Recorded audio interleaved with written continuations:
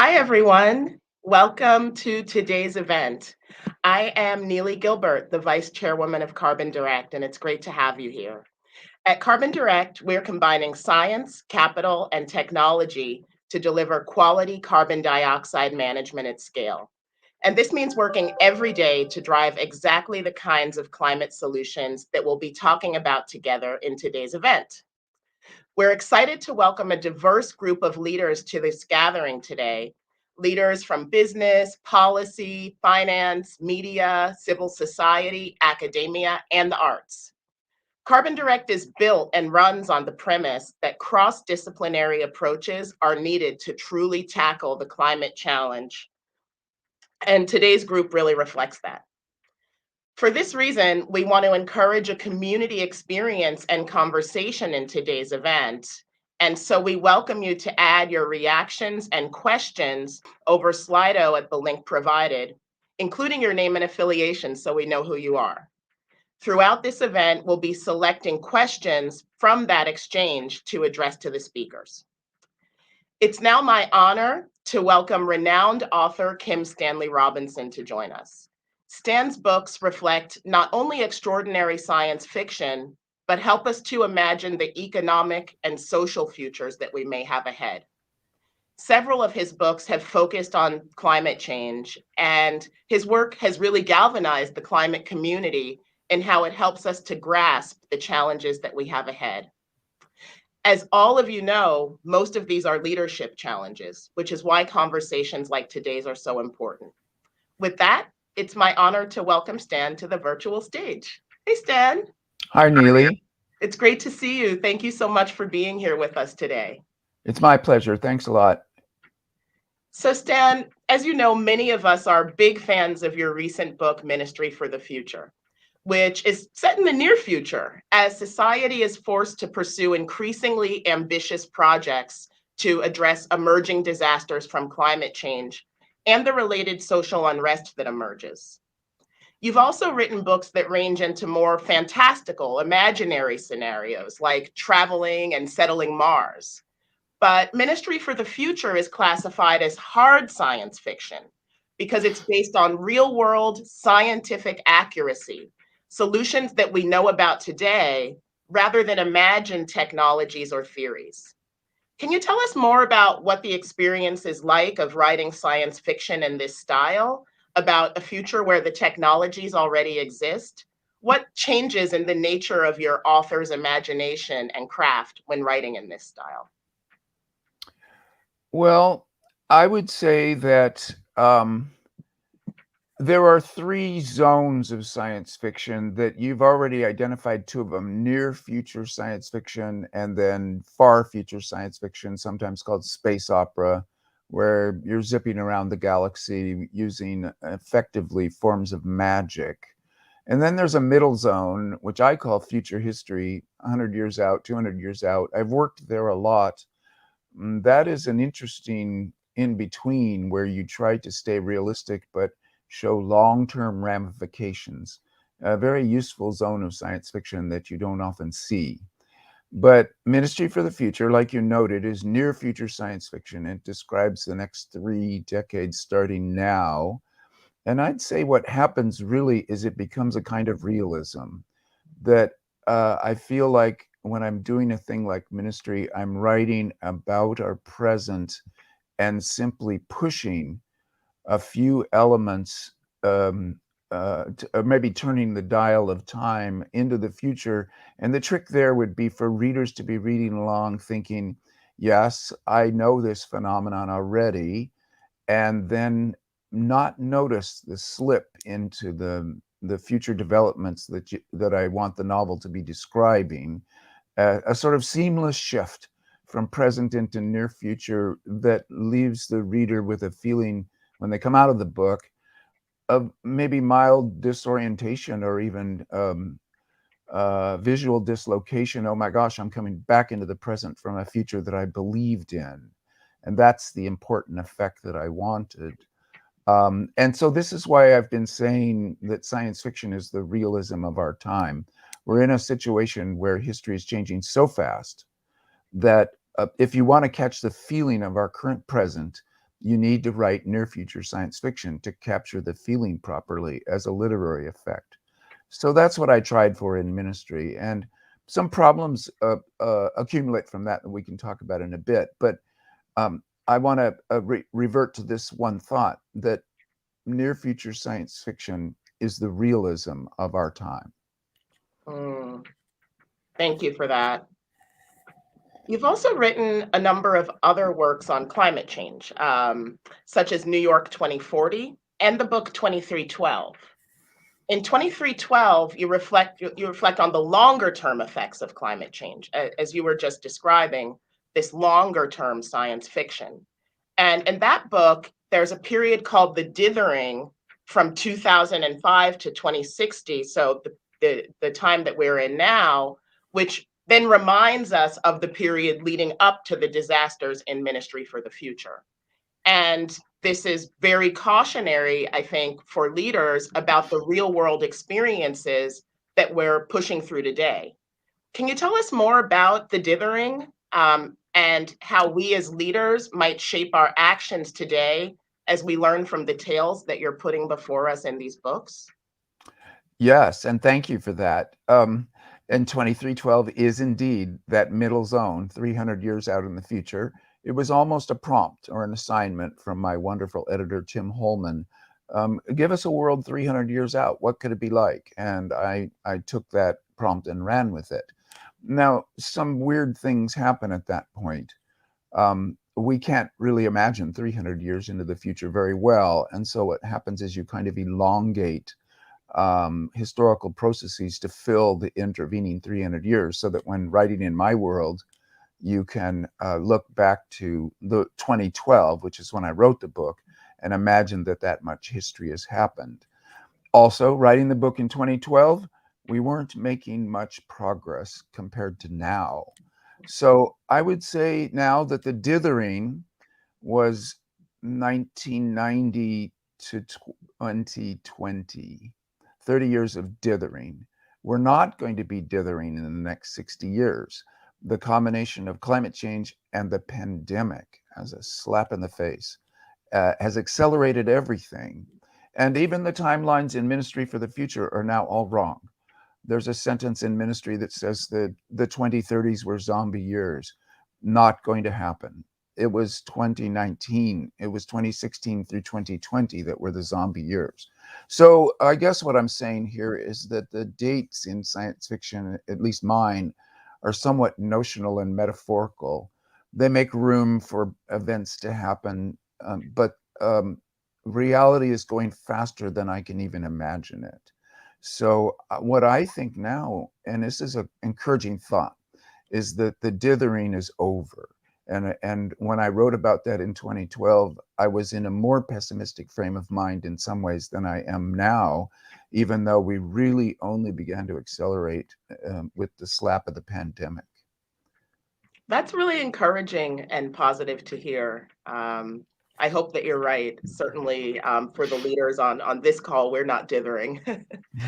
Uh, Also in Ministry for the Future, the carbon coin is one of the key solutions that comes forward to unlock many forms of progress on climate action. And across a lot of your work, you've reflected on the intersection of climate and capital. And many people joining us on the call today, on the event today, are people who are mobilizing capital in different ways towards solving the climate challenge. Why do you think it is that economics have featured so heavily in your work on this topic?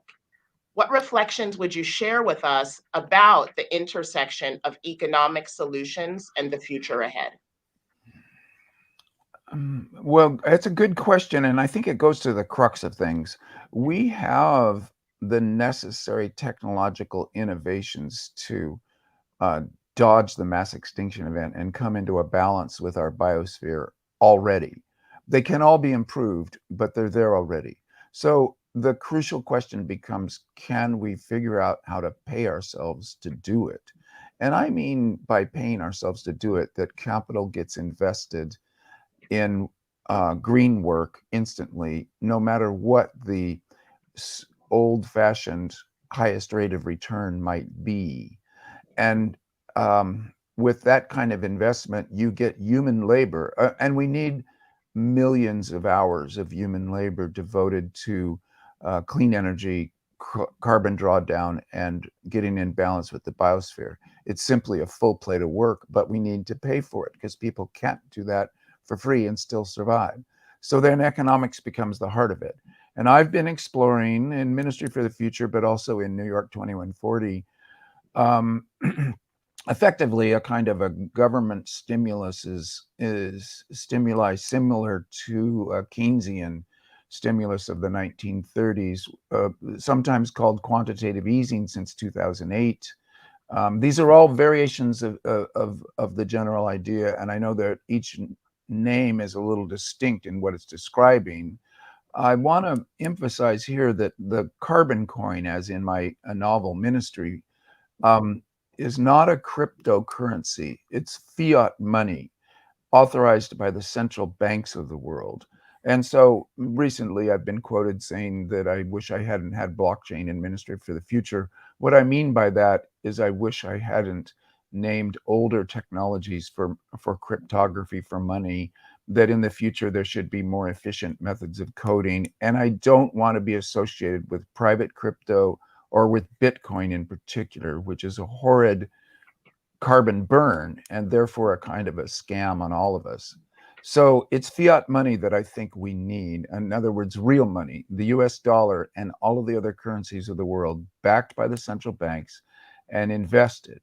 And then to your point, private capital has got even more money than all the central banks combined in this world that we're in right now. And to the extent that private capital decides to go long and decides to do risk adjusted investing, which means taking account climate change as a crucial factor in their calculations, then private capital shifting into green work is one of the greatest things I've seen since I went to Glasgow and saw COP26, where there were many people gathered to discuss how to do this. Yeah, that's a topic, as you know, that's really close to my heart. Yeah. Extending your thinking on economics, social justice is an ongoing theme in your writings as well. You've reflected on democracy, on social unrest, and on equity issues. Climate justice is also very central to our thinking at Carbon Direct. In fact, I doubt that it'll be possible to solve the climate crisis without also addressing the equity issues that are tied up with it. So, how do you think about the intersection of scientific and technological pathways that we have ahead of us on the one hand with the social ones? Climate equity. So, and equity is a very special word in that it means it means equality with some historical balancing out of past inequalities.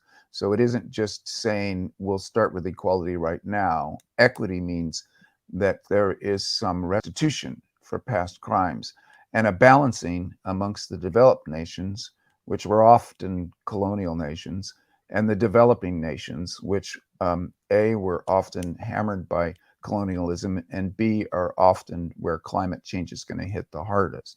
So luckily, this is written into the Paris Agreement. It's explicitly mentioned a couple of times in the relatively short document that is the Paris Agreement. And this is one of the great achievements of the people who wrote the Paris Agreement, to insist on equity as part of the process. Well, that means the developed nations, the rich nations, have to pony up, or else the whole COP process may unravel and fall apart, which would be a catastrophe. So there's a practical sense in what you said is true, Nili. If we don't have equity, we might not address climate change adequately. And then also there's just simply justice involved, that the attempt to fight climate change could be a full employment program. It could be security for those people who are in the precariat or who are immiserated. It could be useful, meaningful work that means that these people, all of us, have lives that have dignity because of the joining the process of fighting climate change and making a world in balance with its biosphere.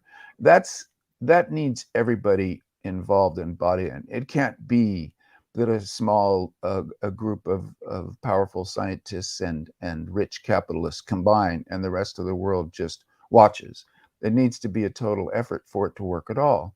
And if that happens, then we've not only come to grips with the climate change problem, but we've instituted more justice in the world than has ever been. And so the two go together. And one way to imagine this, and I'll end with this, is Kate Raworth, her um, donut economics. That donut should be conceived as the outer circle of it is the planetary limits of the biosphere that we cannot break without disaster. The inner ring is human dignity and adequacy and justice. And if anybody falls through that inner ring into immiseration, then we are failing. And then the economy, including private capital, circulates inside that donut so that it doesn't break planetary boundaries and it doesn't wreck people's lives. And if government sets the boundaries on each end and guides it, then private capital circulates fast inside the donut. And I find this a graphical representation of the relationship between government and business that I think is useful and somewhat, it's, to me, it's a new way of looking at it. Yeah, one thing that really resonates with what you say is, on the one hand, there's the negative specter of poor or disastrous social outcomes if we get this wrong. But on the other hand, there's this positive and inspiring vision for what we could create together, since we have to reimagine the economy anyway to be greener. We can also imagine it to be more just and to solve other longstanding issues. Yeah, and the two go together in that they, without the one, you can't realistically get to the other on both sides. It's a two-pronged project. So I have one more question for you, and then I'm going to open it up to the questions that the audience is submitting. So a reminder and encouragement. I know that you have many fans on the line for people to be able to interact with you as well. Recently, we had the chance to sit down for a casual conversation in your garden in California, which was a real treat for me personally. And in that conversation, you said one thing that really stuck with me, which was that if you could add one last chapter to Ministry for the Future, which would have been chapter 107, Yes. that chapter would be about the role of engineered carbon dioxide removals as part of the climate solution set. And as you know, this is a field in which Carbon Direct specializes and has deep expertise. We work with our clients on this topic every day. So, 2 years since the publication of Ministry for the Future, can you share more with us about how you're thinking about carbon dioxide removal technologies as part of the solution set, or how that thinking has been changing or evolving over time for you?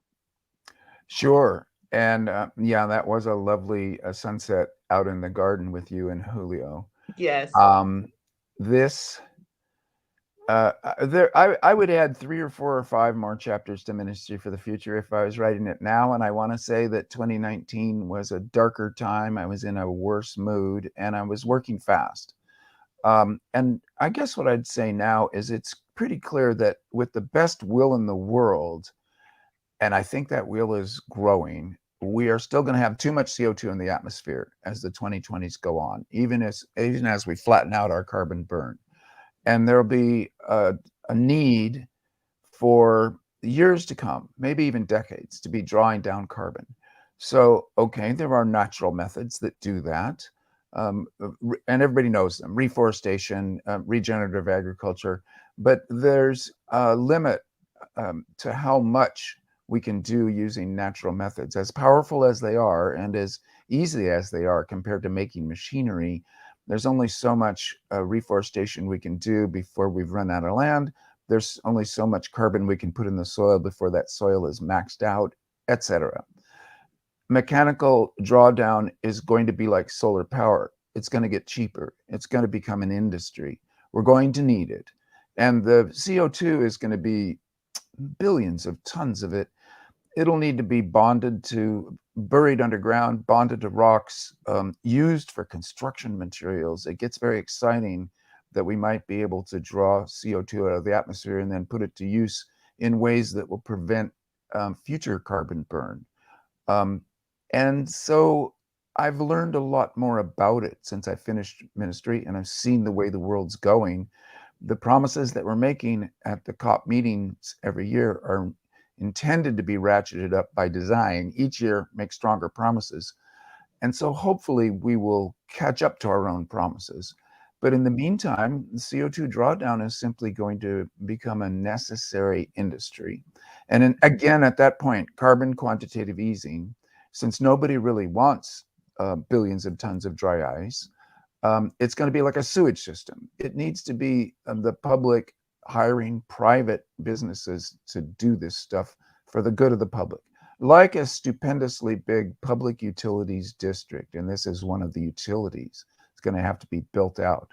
But as in all mixed economies like the one we're in, even if government sets out the word and makes some of the payments, they're going to be paying private businesses to do the job. They won't be making up these industries themselves, but rather outsourcing them and contracting them in the way that the space industry has worked, etc.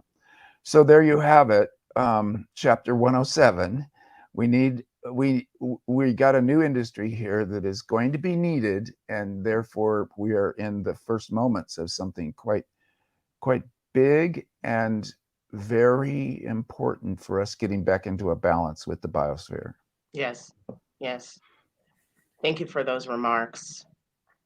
So now turning to a question from the audience, we have a question from Ellen Quigley at the University of Cambridge. You'll appreciate, Stan, that Ellen leads the Center for the Study of Existential Risk at Cambridge. Ooh, yeah. So no pressure on this question. She asks, where do you get your information on economics and finance for this book? It's distinctly heterodox, not normally found in fiction. Yes. Well, thank you for that, Ellen. And I am a longtime existentialist. And so I am happy to think about the existential risk that we all live in every day as conscious mortal beings. But I know that this is a different meaning for the word, and I'm cognizant that it's a super important topic. I'm glad you're on it. I got a lot of help. Some of it comes from my friend Dick Bryan, retired from University of Sydney. But I met Dick at a conference called Rethinking Capitalism at UC Santa Cruz. Robert Meister ran this with Randy Martin, our too soon departed colleague, who wrote The Financialization of Daily Life and other books. Meister, Martin, Dick Bryan, many others at that conference were trying and seriously trying to think about a new political economy. So it wasn't just your usual get together and talk about work you had already done, but actually new thinking in collaboration with others. That led me to books like The Ascendancy of Finance by Joseph Vogel or Governing by Debt by Maurizio Lazzarato. There's more I could say on this. I myself am just an English major, and yet that means I should be able to read and understand texts in English. And political economy is both easier to understand than economics proper, and also more important given where we are right now, in that we need a different political economy. And so we can't just do economic analysis of capitalism. We need to think various kinds of pushed or post-capitalism. And so I had to go to areas that are sketchy. And I would say they're really science fiction stories in the kind I described to Nili before.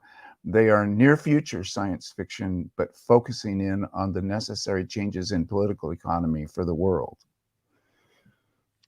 Thank you so much for this discussion, Stan. It's really an honor for us to be able to welcome you and to have you as part of the Carbon Direct community and family.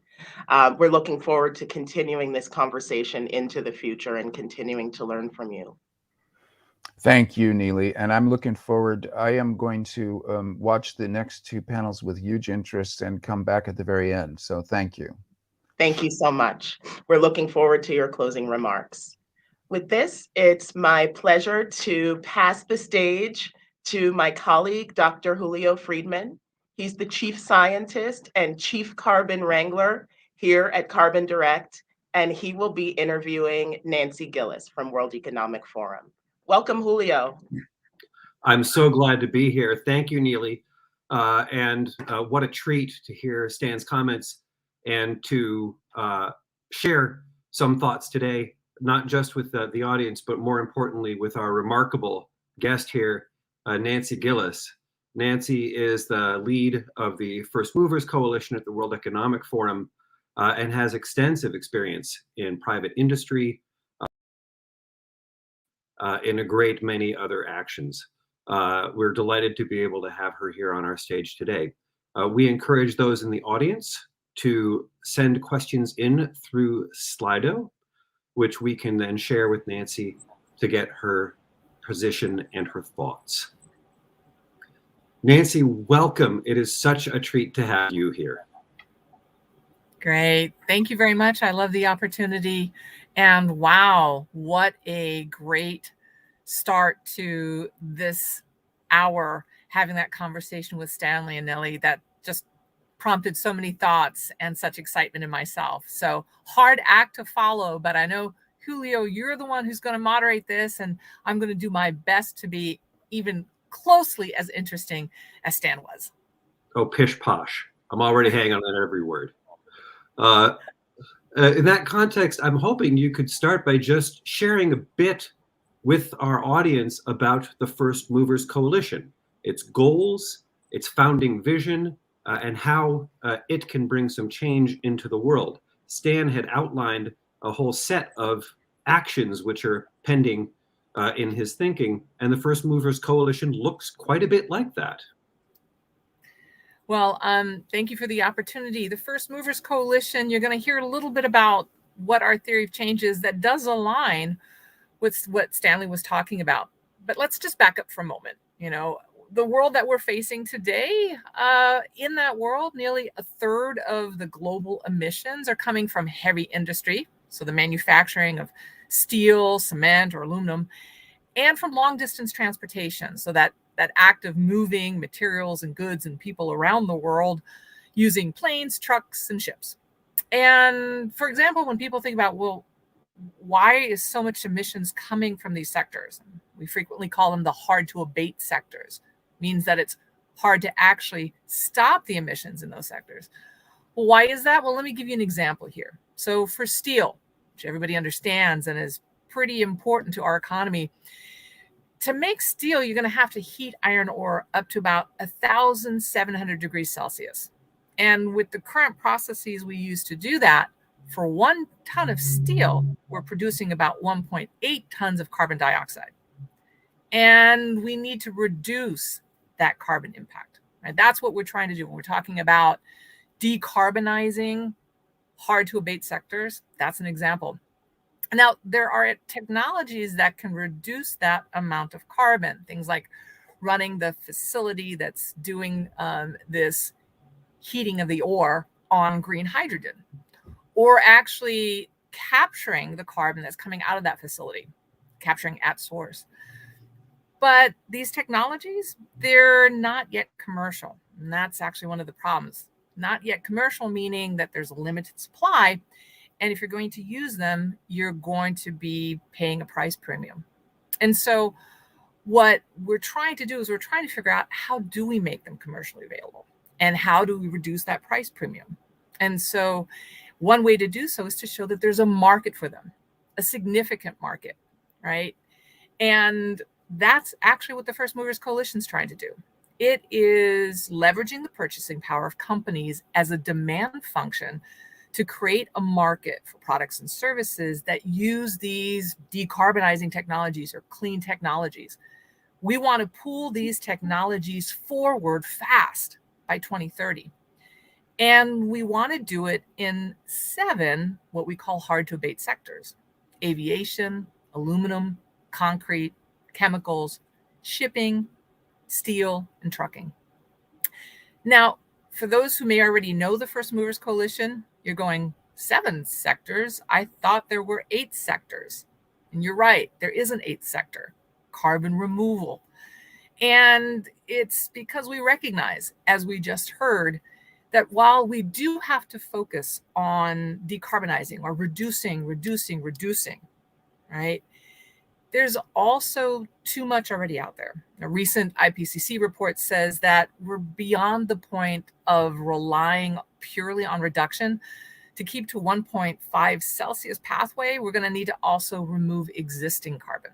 And that's why the First Movers Coalition is also focused on carbon removal and on the technologies that, as Stanley was talking about, make carbon removal a true necessary part when you think about mitigating climate change.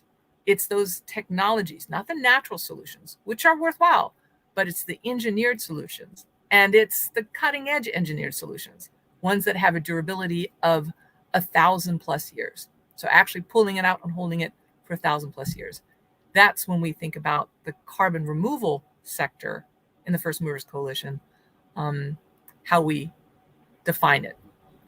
And I mentioned that we're trying to move these technologies forward really, really fast by 2030. Well, why 2030? If we don't have these technologies, if we're not decarbonizing, if we're not reducing the carbon impact of these technologies that our economic system really relies on, by 2030, we're not going to have a prayer to get to these net zero goals that we all talk about at these COPs by 2050. So Yeah, 2030. we're all on the clock here. Yeah, this is something that is forward in all of our minds. The First Movers Coalition is remarkable in that taking that sectoral approach and trying to leverage private capital. You're doing this in part also in partnership with governments and trying to use that early forcing function as a way to advise policies, as a way to get deeper and faster engagement. All of that is fantastic.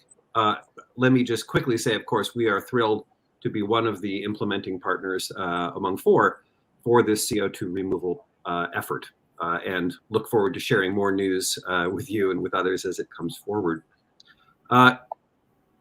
There's something that you touched on now. These companies and the First Movers Coalition can help create supply chains, they can help create contracting, that can help create financial systems. They can also help create standards and protocols. And one of the things that we've begun to see in the market itself is a demand within CO2 removal for quality controls of some kind. And how is it the First Movers Coalition is thinking about that in the specifics of the work? Well, I mean, I don't want to just focus purely on quality controls. I want to back up to that question that you have about, well, what is this full impact that the First Movers Coalition can have?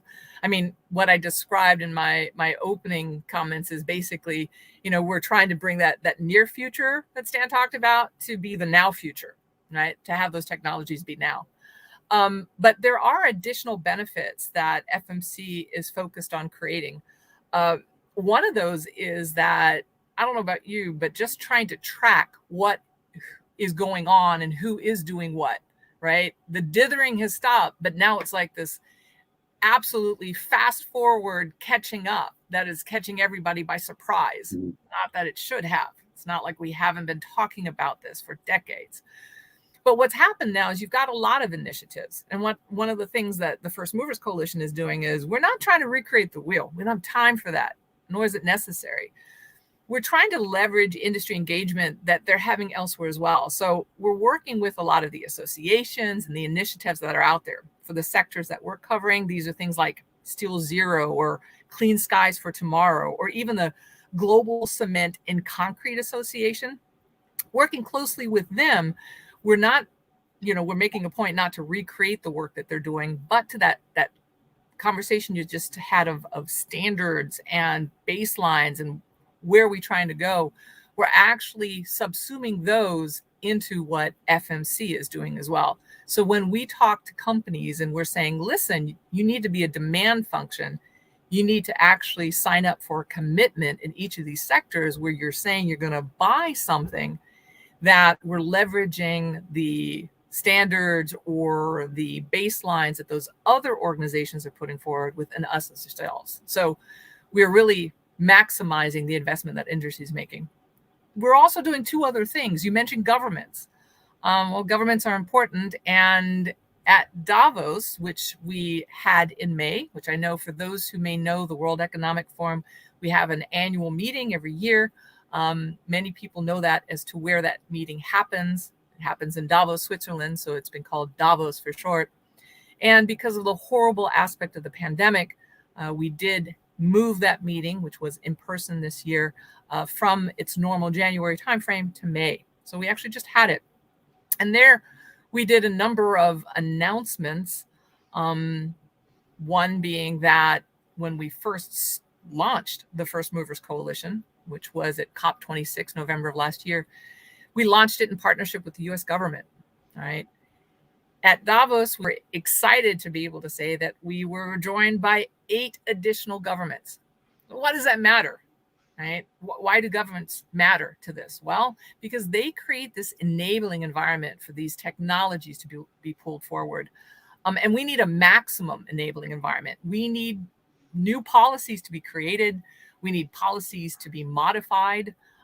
We need policies need to be made local. Some need to be made global. And what are we talking about? Well, something as simple as permitting, right? It could take forever for permits to build new facilities. Well, we don't have time. We no longer have the walk the talk, it's run the talk.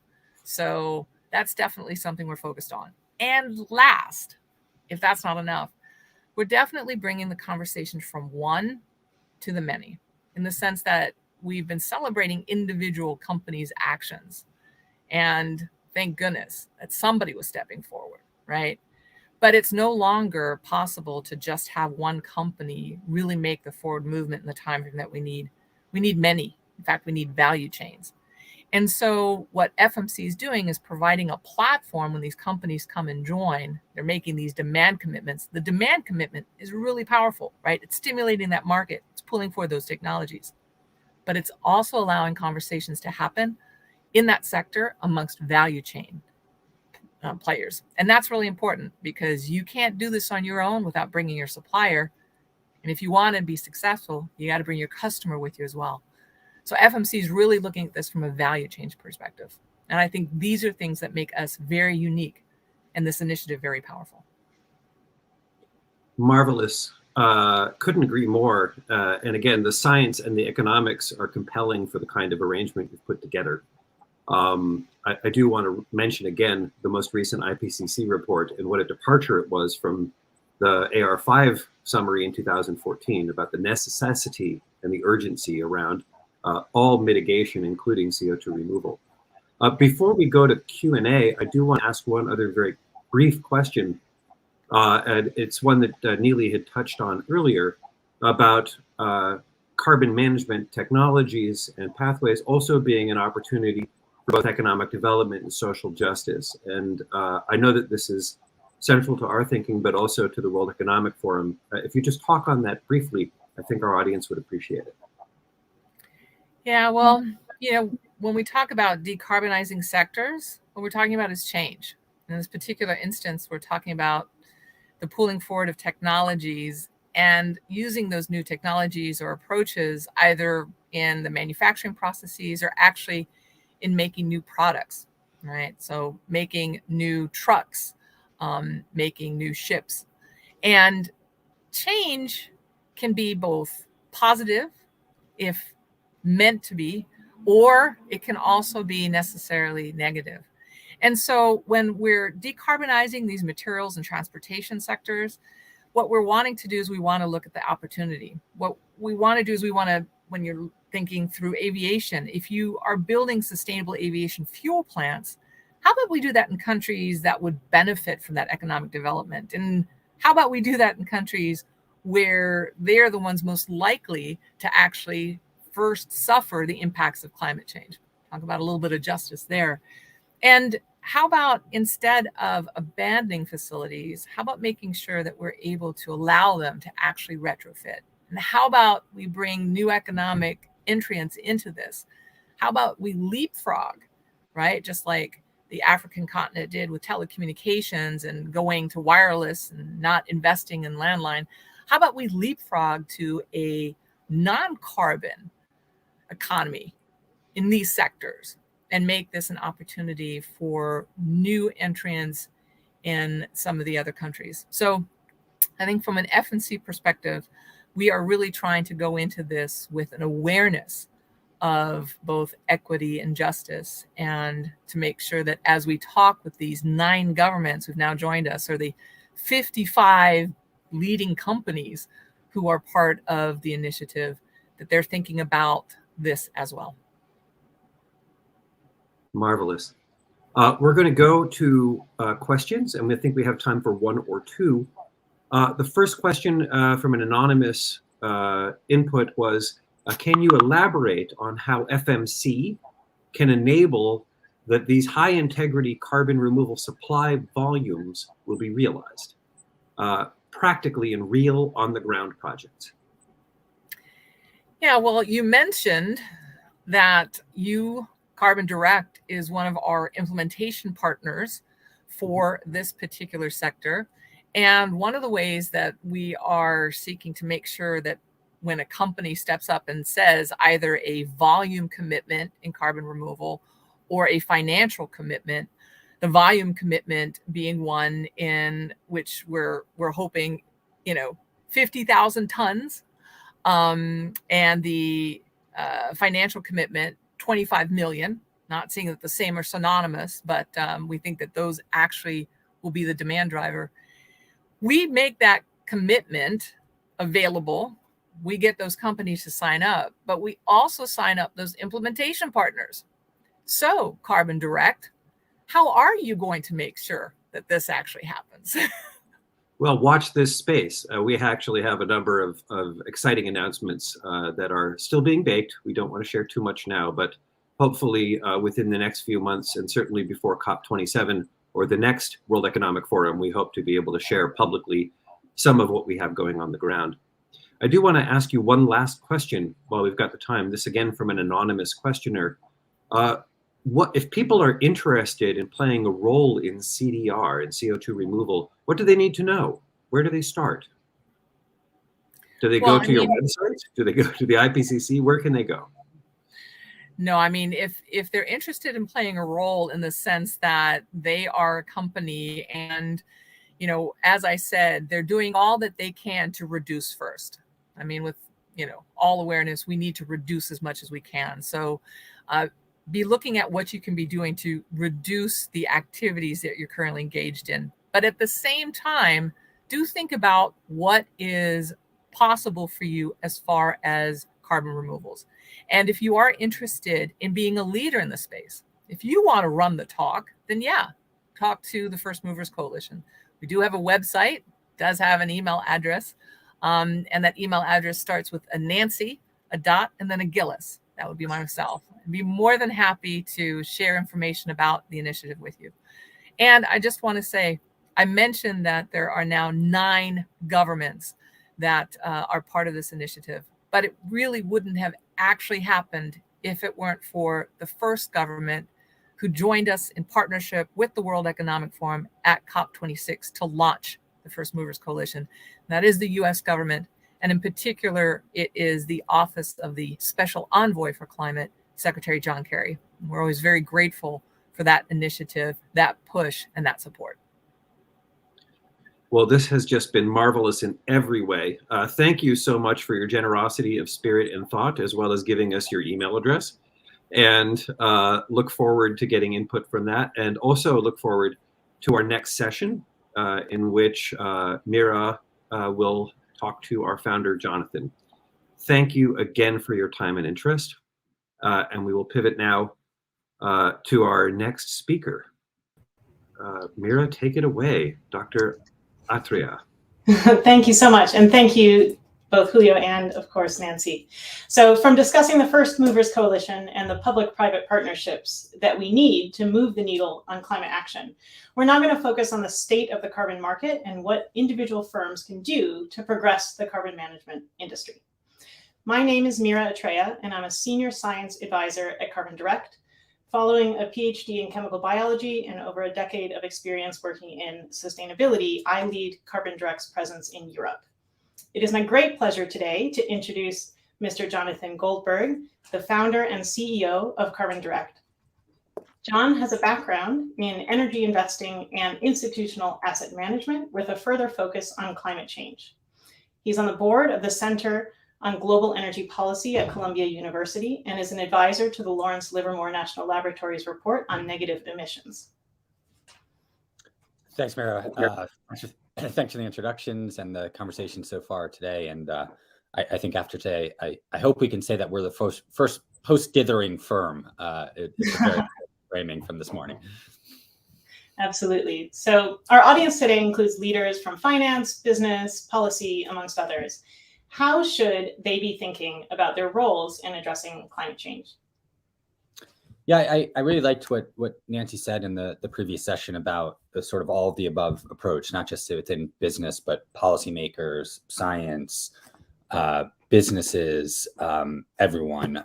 When I think sort of specifically across like the capital formation and investment side, it has been great to see the amount of money that's been pledged for net zero or pledged for climate investing in sort of total dollar terms and commitments to net zeros from groups like GFANZ and others.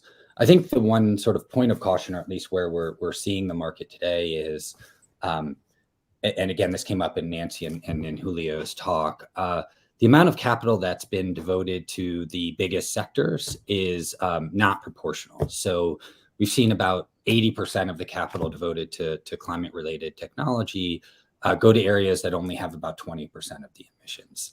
And I think if we're really going to get towards our more ambitious climate goals, we do need to change this. We can't ignore the hard-to-abate sectors. We can't ignore aluminum, chemicals, steel, heavy-duty transport, things of that nature. So I think as a firm and broadly within the community, we really need to focus on investing smartly in those areas. Thanks so much. I think that's a clear direction for our listeners in finance. If we think about business leaders in other sectors, how should they approach carbon management and what action should they be taking? Yeah, I think that we're at a really interesting inflection point. I share Stan's optimism actually in terms of, I do think things are different now from even a year or 2 years ago, where a year or 2 years ago, you would see sort of vague pledges or commitments towards net zero. We're now seeing much more substantial plans with actions and times and actual policies with organizations. Encourage companies to start with the core accounting work. You can't know what to do until you know the size of the problem. And then we work pretty heavily and we encourage our clients to work on reduction elements within their supply chain. So that's things like purchasing sustainable aviation fuel, steel, concrete. We are seeing lower carbon options come into play. And then after that, and we know as an economy, we have a significant amount of both residual emissions and also historical emissions. And of course, the stock of CO2 in the atmosphere vastly, vastly exceeds the flow, the annual amount of CO2 that we're emitting every year. Then you need to get into very substantial planning around high quality forms of carbon credits, carbon removals, looking at both the engineered solutions, which have higher durability, but are a little bit earlier in trajectory and at a higher price point for now, and also high quality nature-based solutions. So for a business, what does it look like to do this right? Yeah, so I think that we do encourage folks, many of our clients are fairly advanced within the accounting frameworks, but this is new to many of our partners. So it always does start with just getting emissions reductions and accounting right. Sometimes this involves just basic data collection. We're talking to a lot of new partners, new clients, new organizations that want to have a more positive impact on their carbon footprint, but don't yet have all the information needed to even understand the magnitude of the problem. So we would start with that data collection, get into the carbon accounting, and then work towards reduction strategies, and then ultimately a portfolio of high quality carbon removal credits. Right now, clients are doing this from a voluntary perspective. I do think that at least we're seeing from our partners, and we're certainly seeing from what we're seeing in the SEC, that over time, our view is this is going to become a mandated activity. If you say that you're net zero, you're going to have a substantial plan to do it. And if you're utilizing carbon credits of any form, there's going to be a high amount of disclosure and hopefully a high quality bar for what those are. So regarding carbon credits and carbon removals specifically, we know that the IPCC, has estimated that we need 10 billion tons of CO2 removal annually by 2050. But today we're only delivering on the order of 3 million tons of CO2 removal each year. So this means that the industry needs to grow roughly 34% every year for the next 3 decades in order to reach the scale that's required. So John, I'd like to ask you, what is Carbon Direct doing to help scale this industry, and why is quality so important?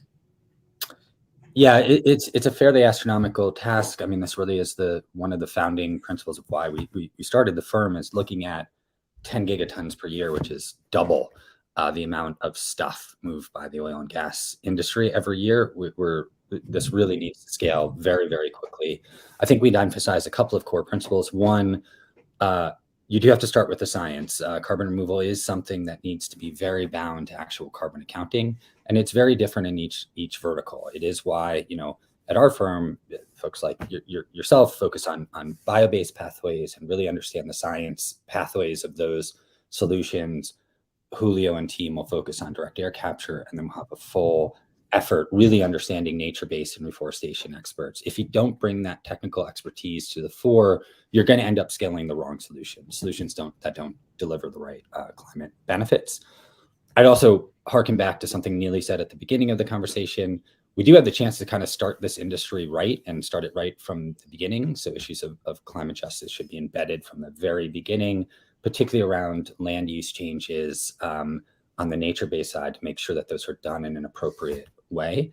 And then you get started. I think it's, I'm glad Nancy mentioned this, but one of the things that always stood out to me as not a scientist, but looking at carbon removal quite seriously, is the technologies do exist. Carbon capture has been around for 75 years, has a long history of successful storage of CO2, direct air capture a little bit more recent, but also has a history of performing. We need more buyers. With more buyers, you get more financing, you get more offtakes. And if that's done with a robust scientific framework, I think that the market is actually poised to start growing.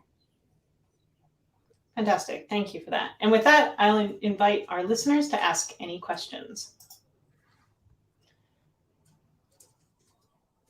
All right. So I think we've got one from Chidi Oti Obihara. And the question is, could you talk in a bit of detail about how Carbon Direct sees the links between the costs of CCS and the pricing of carbon as first movers in a new market? Yeah, it's a great question. I think that they're very intertwined. I think one of the sort of confusing things about the price of carbon is that it's so many different prices. There's incentives, tax incentives like the 45Q, in the US, the low carbon fuel standards, and also cap and trade in regulatory markets like the EU ETS. And importantly, in Canada, a comparable system that's escalating in price over time.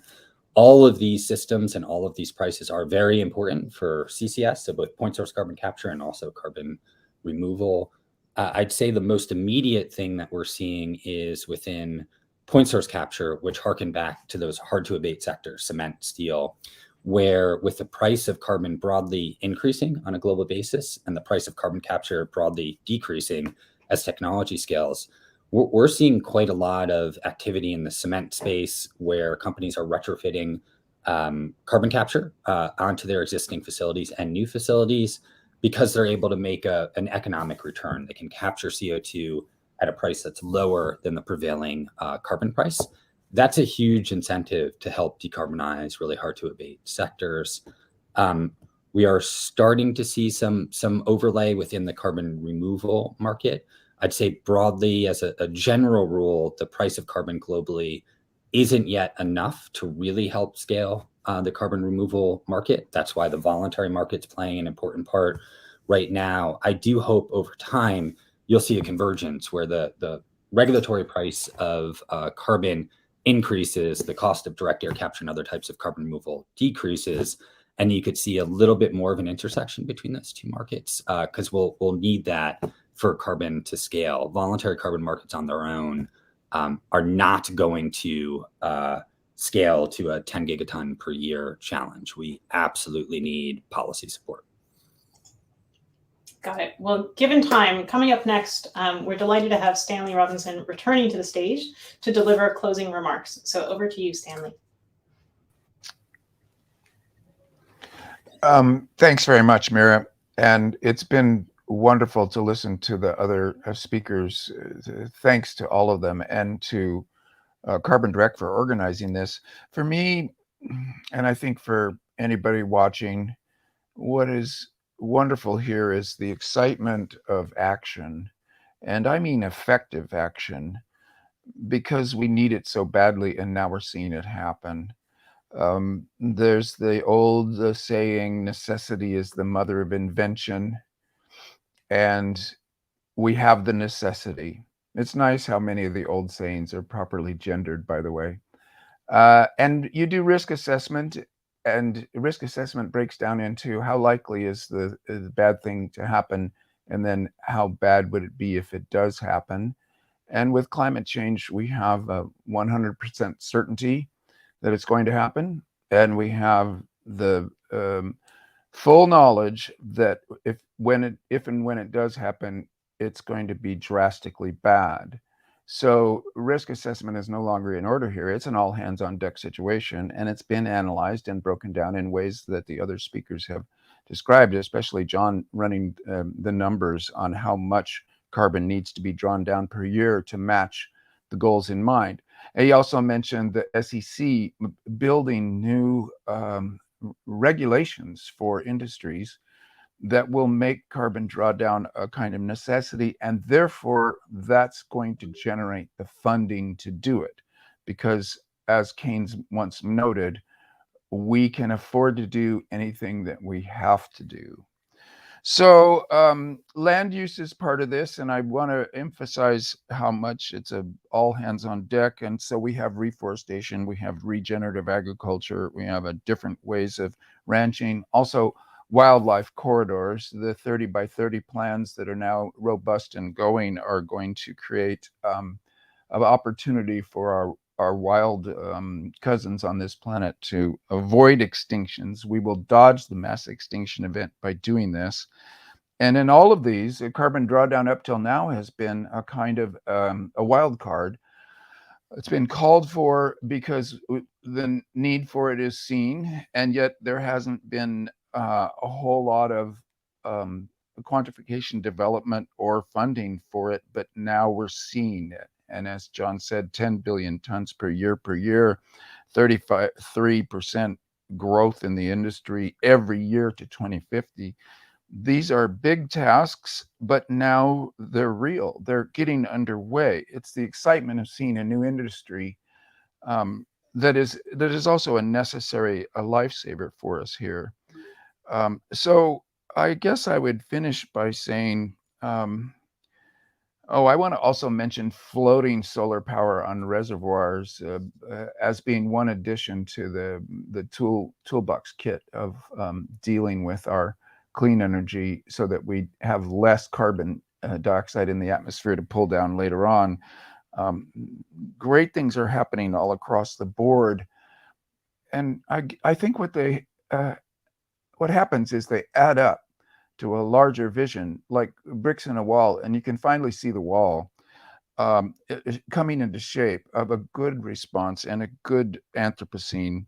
It's possible. It's coming together to in our own time, and it's as John pointed out, vastly accelerated compared to even just a couple of years ago.